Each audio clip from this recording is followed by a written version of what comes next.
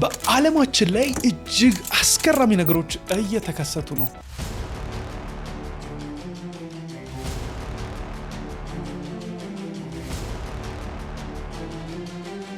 ስታርሊንክ የሚባለውን ቴክኖሎጂ ባልታሰበ ሁኔታ ወደ ምድር እየተከሰከሱ እየወደቁ ነው።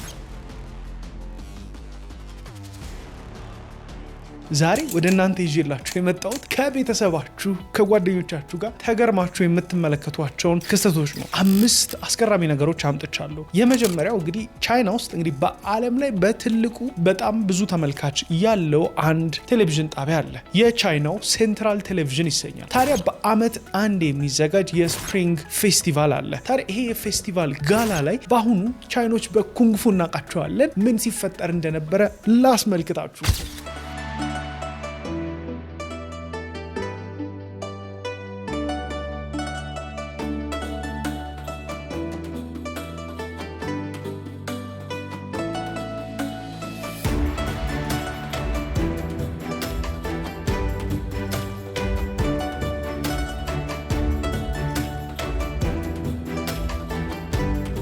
የበርካታ ድርጅቶችን ንግድ ያዘመነ የቴክኖሎጂ አውራ ዲጂታል ኮንስትራክት ከቀላል የድርጅት ገለጻ እስከ ዌብሳይት ሥራ በተቀላጠፈና ዘመናዊ መንገድ ገንብቶ በአጭር ጊዜ ያስረክባል። ዘመኑን የዋጀ የዲጂታል ማርኬቲንግ ሥራ ከነፃ የማማከርና ገዛ አገልግሎት ጋር በመስጠት በደንበኞቹ ተመስግኗል። ዲጂታል ኮንስትራክት ለሆቴሎች ለካፌና ሬስቶራንቶች የሚሆን የኪዋር ዘመናዊ ሜኑ ዴቨሎፕመንት እንሰራለን። በ0955 92 89 86 ወይም በ0910 50 98 41 ላይ ሃሎ ይበሉን። ድርጅቶን ከዘመኑ ጋር ያራምዱ። ዲጂታል ኮንስትራክት በዛሬው የቴክ ቅምሻ ፕሮግራም ላይ በደንብ የምንመለከተው ጉዳይ ሲሆን 5 አስገራሚ ሐሳቦችንም አነሳላችኋለሁ። በዓለማችን ላይ አስገራሚ ቴክኖሎጂዎች ቻት ጂፒቲ ጋር ታወራላችሁ፣ ከኤአይ ጋር ከጄሚናይ ጋር ትወያያላችሁ። ነገር ግን ለፖሊስ በቀጥታ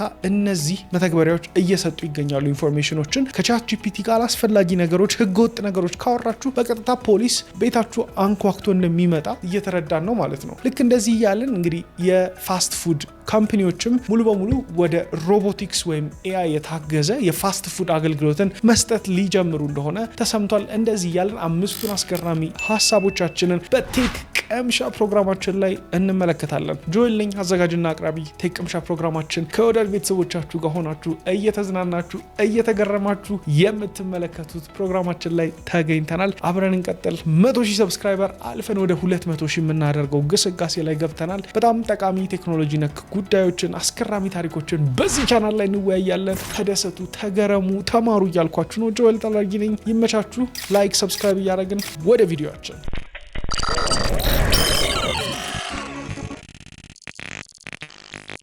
ቻይና ሴንትራል ቴሌቪዥን በዓለማችን በርካታ ተመልካች ያለው ጣቢያ ነው። እንግዲህ ከየት ይሆናል ካላችሁ ከዛው ከቻይና ነው። ቻይና የህዝብ ቁጥራቸው እጅግ ግዙፍ ስለሆኑ አብዛኛው የዓለምን ሪከርድ የሚወስዱ ናቸው። ለምሳሌ ብንመለከት ወደ ፋይናንሳቸው ብንሄድ የኦንላይን ክፍያዎቻቸውን 900 ምናምን ሚሊዮን ሰዎች አክቲቭሊ ይጠቀሟቸዋል። ታዲያ እነ ዊቻት፣ አሊፔ የሚሰኙት መተግበሪያዎች በቀጥታ እነዚህን ሁሉ ሰዎች ያስተናግዳሉ ማለት ነው። ከዓለም ግዙፍ ያደርጋቸዋል አንድ ሀገር ውስጥ ብቻ ሆኖ ማለት ነው። ታዲያ ልክ እንደዚህ ብለን ቴሌቪዥኖቻቸውንም የሚመለከቱላቸው በርካታ ሰዎች አሉ። ቻይና ሴንትራል ቴሌቪዥን ላይ በአመት አንድ የሚዘጋጀውን የስፕሪንግ ጋላ ፌስቲቫል ላይ የኩንግፉ እንግዲህ ቻይና በኩንግፉ በእጅጉ እናውቃቸዋለን። በአሁኑ አመት በባለፈውም በ2025ም የሞከሩት ነበረ። ሮቦቶቹ ግን ለዘብ ያሉ ነበሩ። በዚህ አመት ግን ሙሉ የኩንግፉ ትርኢቶችን በሮቦት ሲስተናገድ ነበር። ፕሮግራሙን ልጋብዛችሁ። ወደ ቻይና እንሂድ። ታደሙልኝ።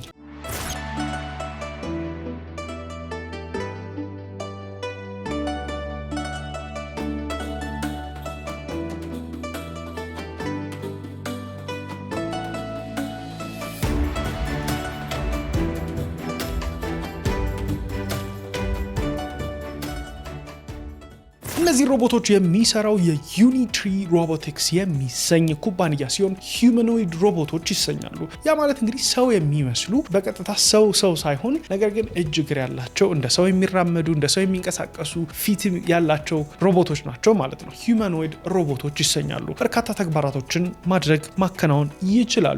ሰው ልጅ ማየት ከሚችለው ማሰብ ከሚችለው ነገር በተሻለ ማሰብ ይችላሉ። ያ ማለት ግን ሪዝኒንግ ኬፓቢሊቲያቸው ገና ነው። ስሜቶችን መረዳት አይችሉም፣ ግን ማየት ይችላሉ ስላችሁ ለምሳሌ ናይት ቪዥን አላቸው። አርቀው መመልከት ይችላሉ። የተለያዩ ነገሮችን ዲቴክት የሚያደርግ የተለያዩ ሴንሰሮች አሏቸው። እጅግ አስገራሚ ነው። እነዚህ እንግዲህ ለሚሊተሪ፣ ለቤት ውስጥ እንዲሁም ለኮመርሻል ቦታዎች ላይ አስፈላጊ ሆነው ሊገኙ ይችላሉ። ምግብ ሊያበስሉ ይችላሉ። የተለያዩ ስራዎችን ሊሰሩ ይችላሉ። እንደዚህም ደግሞ አርቶችን ፐርፎርም ሊያደርጉ ይችላሉ። እንደነ ጃፓን እንደነ ጀርመን አይነት አገሮች ላይ ደግሞ ሄደው በጣም ብዙ ወጣት ያልሆነ ሰው የሚበዛባቸው ሀገራቶች ላይ ደግሞ ለአረጋውያን ድጋፍ ይሰጣሉ። የሆነ ነገር ቢሆኑ አምቡላንስ ይጠራሉ፣ ደገፍ ያደርጓቸዋል፣ ምግብ ያቀርቡላቸዋል፣ ይሰሩላቸዋል። እጅግ አስፈላጊም ናቸው። ነገር ግን ልንወረር ነው ወይ ካላችሁኝ ምንም ጥርጥር የለውም። የእናንተን ማሳብ አስተያየት አስቀምጡልኝ። ፕሮግራሙ እንዴት ተመለከታችሁት? የቻይኒስ ስፕሪንግ ፌስቲቫል ጋላ ይሰኛል ፕሮግራሙ። በአመት አንዴ ነው የሚሆነው። ጁዋን የሚባል ከተማ ላይ ነው የሚደረገው። እንዴት ተመለከታችሁት ፕሮግራሙን? የእነዚህን ሮቦቶች አንድ ተጨማሪ ልጋብዛችሁ በደንብ እንመልከተው። እንግዲህ ሲሲቲቪ ላይ እኔ የተመለከትኩት የቻይና ሴንትራል ቴሌቪዥን እንዴት አያችሁት? ሀሳብ አስተያየታችሁን በኮመንት አስቀምጡልኝ።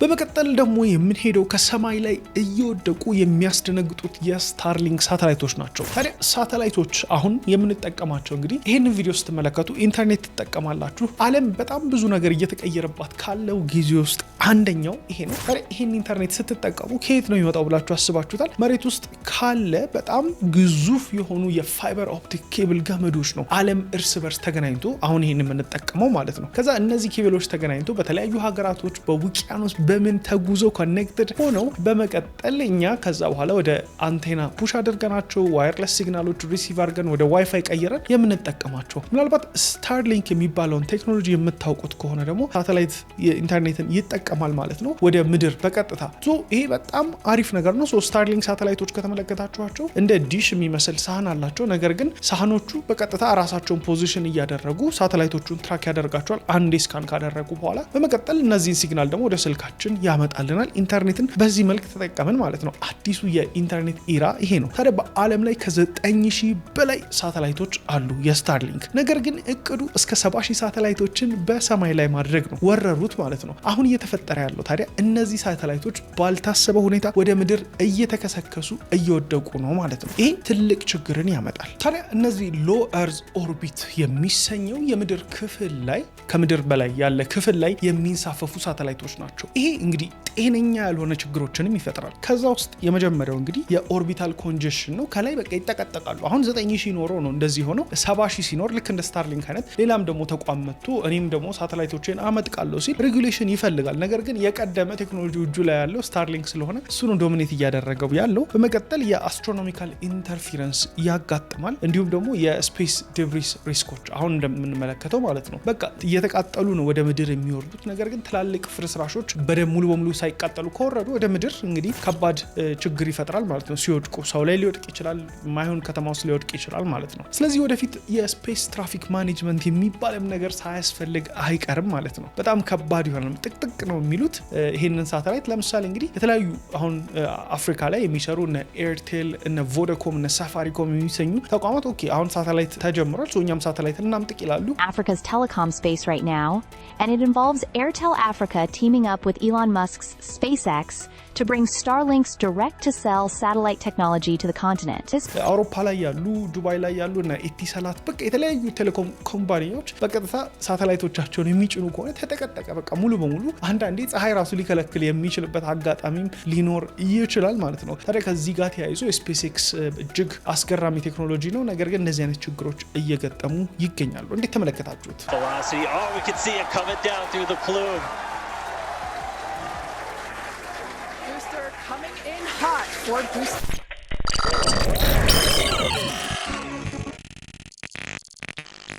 በመቀጠል በመቀጠል የምናልፈው ደግሞ ወደ ኦፕን ኤአይ ነው። አሁን ላይ ምን ያህሎቻችንን ከኤአይ ጋር ኢንተራክሽን የምናደርገው? እንግዲህ ሀገራችን ላይ እኔም የተለያዩ ሀሳቦችን እየሰጠኋችሁ ነው። ኤአይን የያዘ ሰው በጣም ጥሩ ነው፣ ኤአይ መማር አለባችሁ፣ መጀመር አለባችሁ ብዬ በርካታ ነፃ ኮርሶችን ሰጥቻችኋለሁ። አሁን ደግሞ እንግዲህ ወደ ሙሉ ስልጠናም እየገባ እንገኛለን።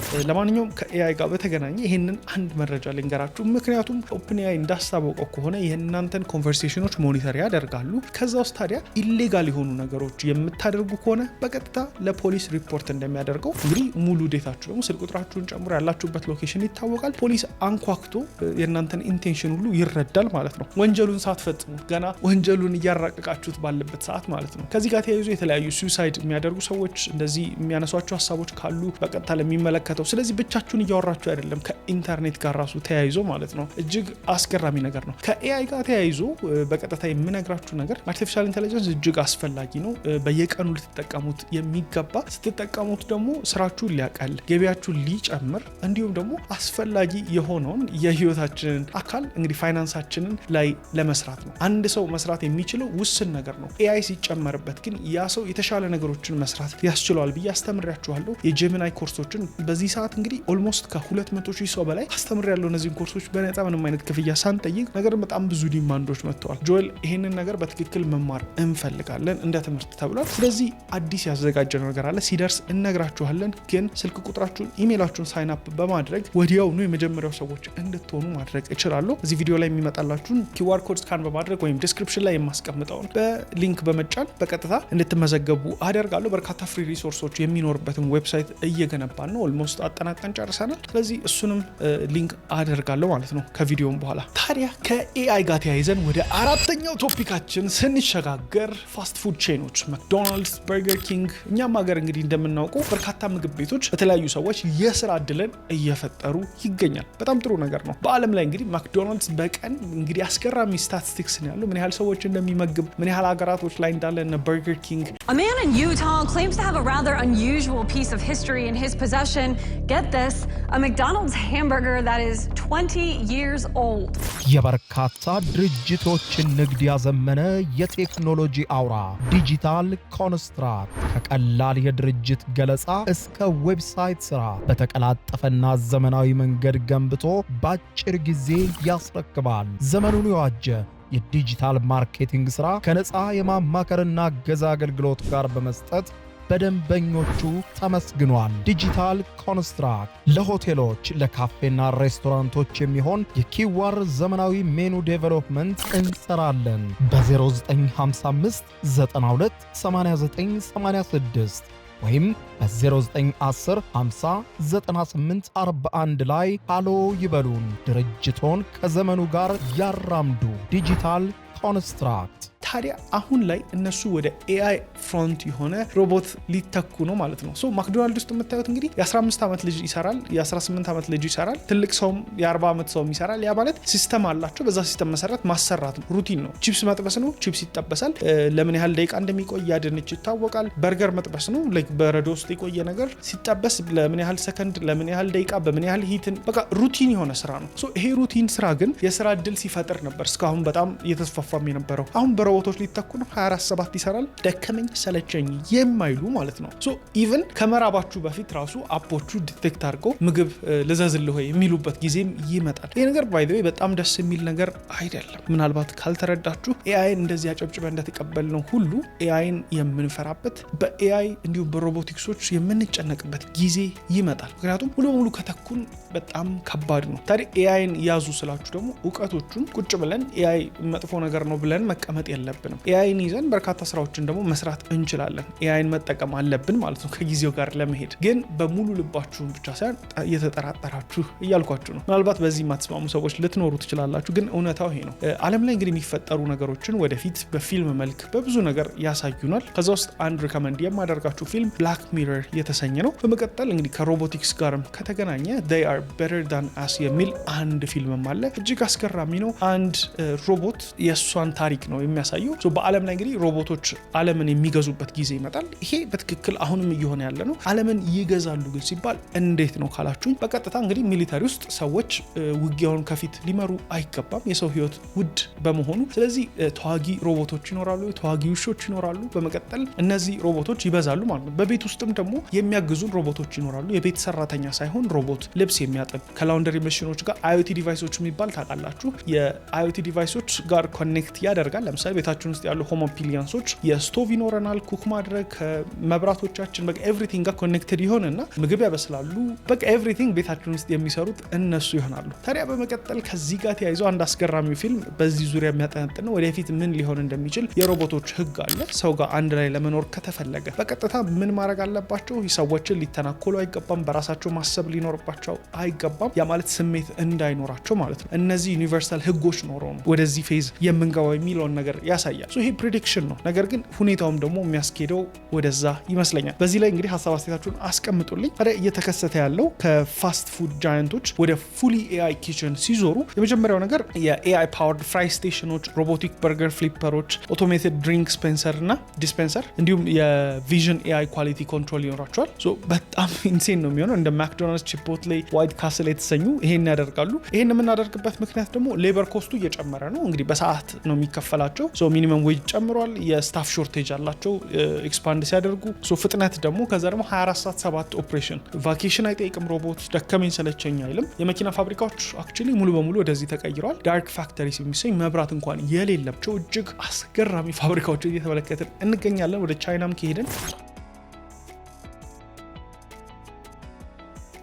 ኢንክሉዲንግ ቴስላም ጀርመኒ ውስጥ ያለው ፓርሻሊ በዛ መልኩ ሆኗል። መኪና ፋብሪካ ላይ ሮቦት አርሞች ነው የሚገጣጥሟቸው ፕሪሳይዝ በሆነ መንገድ በጣም በፍጥነት ሰው የለም። ትልቅ መኪና የሚያመርት ኩባንያ ውስጥ 5 ሰው ልታገኙ ትችላላችሁ። ያ ማለት እንግዲህ ከዚህ በፊት ሰዎች ይሰሩት የነበረው በዚህ ተተክቷል። ግን እዚህ ላይ ጥሩ ነው፣ ምክንያቱም ፕሪሲዥን ይፈልጋል። የሰው ልጅ ትልቅ ጉልበትን የሚፈጅ የነበረ ነገር ነው። ስለዚህ በኤአይ የሚተኩት ስራዎች ሩቲን የሆኑ ስራዎች ማስተናገድ፣ ማብሰል፣ ማጽዳት የተሰኙት በዚህ ይተካሉ። ከዚህ ጋር ተያይዞ ሽንት ቤት ውስጥ የሚያጸዱም ሮቦቶች በአስገራሚ ሁኔታ አሁን ላይ ተመልክተናል። እዚህ ጋም ላስመልክታችሁ ማለት ነው። ሽንት ቤትን ጽድት አድርገው በቃ ፏ እያረጉ በየሰከንዱ የሚያጸዱ ሲመላለሱ። ታዲያ እንግዲህ የሰው ልጅ ውስጥ ይሄን ከሚሰራ የተሻለ ደግሞ ሰው አይምሮን የሚጠይቅ ነገር እንዲሰራ ያስገድዳል። ከዚህ ጋር ተያይዞ አይምሮን የሚጠይቅ ነገር ስንል ደግሞ ሁለት አይነት ስራዎች አሉ፣ ዋይት ኮለር ጆብ እና ብሉ ኮለር ጆብ የምንላቸው። ታዲያ አሁን ኤአይ ወደ ዋይት ኮለር ጆብም እየተሸጋገረ ይገኛል። ያ ማለት ሩቲን ስራዎች። አሁን ከስፖቲፋይ የተሰማን አንድ ዜና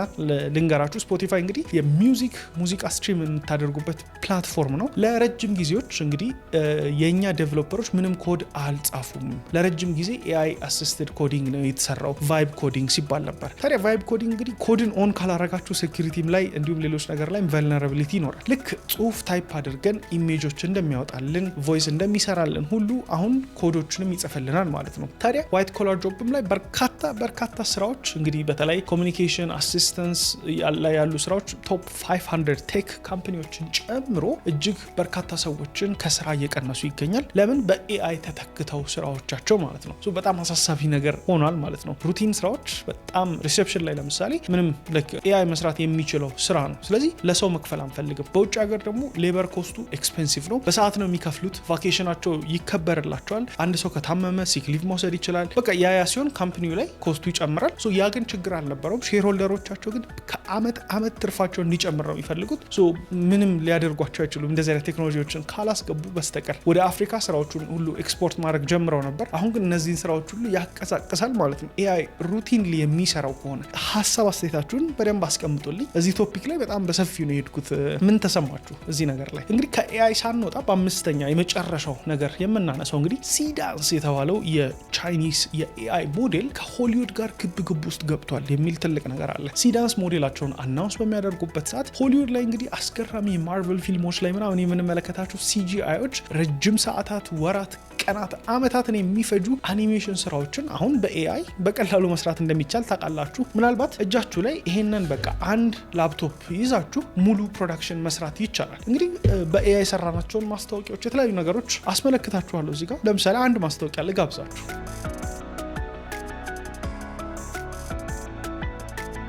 በመቀጠል ደግሞ የሲዳንስ ማስታወቂያን አዲሱን ኤአይ ያስተዋወቁበትን ልጋብዛችሁ። ክሊንግ 3.0 የተሰኘም አዲስ የኤአይ የቪዥን ሞዴል ቪዲዮ መስሪያ ሞዴል መጥቷል። ከቴክስት እንዲሁም ከኢሜጅ ላይ ቪዲዮ ይሰራል። የቻት ጂፒቲንም እናውቀዋለን እንግዲህ የኦፕን ኤአይ የተለያዩ ሞዴሎች ወጥተዋል ማለት ነው ሶራን ጨምሮ። ታዲያ እነዚህ ቪዲዮዎችን ከስልክ ላይ ይሰራሉ። አንድ ነገር ግን ባሳያችሁ፣ ለምሳሌ አንድ ልቀርጽ ስል ሌንስ መርጣለሁ። ያንን ሌንስ መርጬ ካሜራ ላይቲንግ ኤግዛክትሊ ከዚህ ላፕቶፕ ላይ ሆናችሁ ያን ማድረግ የምችሉበት ቴክኖሎጂ መጥቷል። የተለያዩ እንደ ፍሪፒክ አይነት እንደ ሂግስፊልድ ኤአይ አይነት ቴክኖሎጂዎች ሶፍትዌሮች ናቸው፣ አግሪጌተር ናቸው፣ አርቲፊሻል ኢንተለጀንስ እያንዳንዱ ጋር እየሄዳችሁ መክፈል አይጠበቅባችሁም። እነዚህን ሞዴሎች ኦል ኢን ዋን ፕሌስ ታገኙባቸዋላችሁ። እነዛ ቦታዎች ላይ እየተመለከትኩት ነው። ይሄ ታዲያ ሆሊውድ በጣም ጀነሬቲቭ ኤአይ ስቱዲዮን ተጠቅመው የእኛን ሪፕሊኬት አድርገዋል የሚል ቅሬታ ነበር ያስመለከቱት። ስለዚህ የትራዲሽናል ፊልም ኢንዱስትሪ ትራዲሽናል ተባለ። ሆሊውድ ራሱ አሁን ካለው ከኤአይ ፊልም ኢንዱስትሪ ጋር እጅግ አስገራሚ ግብ ውስጥ ገብተው ተመልክተናል ማለት ነው። የዛሬው የቴክ ቅምሻ ፕሮግራማችን እንግዲህ አስገራሚ ቴክኖሎጂዎችን ከተለያዩ ቦታዎች ላይ ተመልክተናል። ከዚህ ጋር ተያይዞ እንግዲህ እጅግ ደስ የሚል ፕሮግራም ነው። ከቤተሰብ ከጓደኞቻችሁ ጋር አዳዲስ መረጃዎችን የምትመለከቱበት ብያችኋለሁ። ከኤአይ ጋር ተያይዞ አዳዲስ የኤአይ ስልጠናዎችን እንድታገኙ ቀድማችሁ እንድትመዘገቡ በዚህ ቁጥር አስቀምጥላችኋለሁ። መቼ፣ እንዴት፣ የት የሚለውን እናሳውቃችኋለን። በዛው ትልቅ ነገርን ይዘን እየመጣን ነው። ታዲያ አሁን ላይ ከዲጂታል ኮንስትራክት የሚባል ተቋም መስራች እንዲሁም ባለቤት እንደመሆኔ የዌብሳይት ስራዎችን እየሰራ እንገኛለን። ከዚህ ጋር ተያይዞ ትላልቅ ዲስካውንቶች ያወጣንባቸው አስገራሚ ዌብሳይቶች አገር ውስጥ ላሉ ከአገር ውጭም ላሉ ክላይንቶች ዴሊቨሪ እያደረግን እንገኛለን። ዌብሳይት ማሰራት ለምትፈልጉ ሰዎችም እጅግ ሪከመንድ አደርጋችኋለሁ። ይህንን ሰርቪሳችንን እንዴት ሞክሩ። ይመቻችሁ። በሌላ ቪዲዮ እስከምንገናኝ መልካም ጊዜ። የበርካታ ድርጅቶችን ንግድ ያዘመነ የቴክኖሎጂ አውራ ዲጂታል ኮንስትራክት ከቀላል የድርጅት ገለጻ እስከ ዌብሳይት ስራ በተቀላጠፈና ዘመናዊ መንገድ ገንብቶ በአጭር ጊዜ ያስረክባል። ዘመኑን የዋጀ የዲጂታል ማርኬቲንግ ስራ ከነፃ የማማከርና ገዛ አገልግሎት ጋር በመስጠት በደንበኞቹ ተመስግኗል። ዲጂታል ኮንስትራክት ለሆቴሎች፣ ለካፌና ሬስቶራንቶች የሚሆን የኪዋር ዘመናዊ ሜኑ ዴቨሎፕመንት እንሰራለን። በ0955 92 8986 ወይም በ0910 50 98 41 ላይ ሃሎ ይበሉን። ድርጅቶን ከዘመኑ ጋር ያራምዱ። ዲጂታል ኮንስትራክት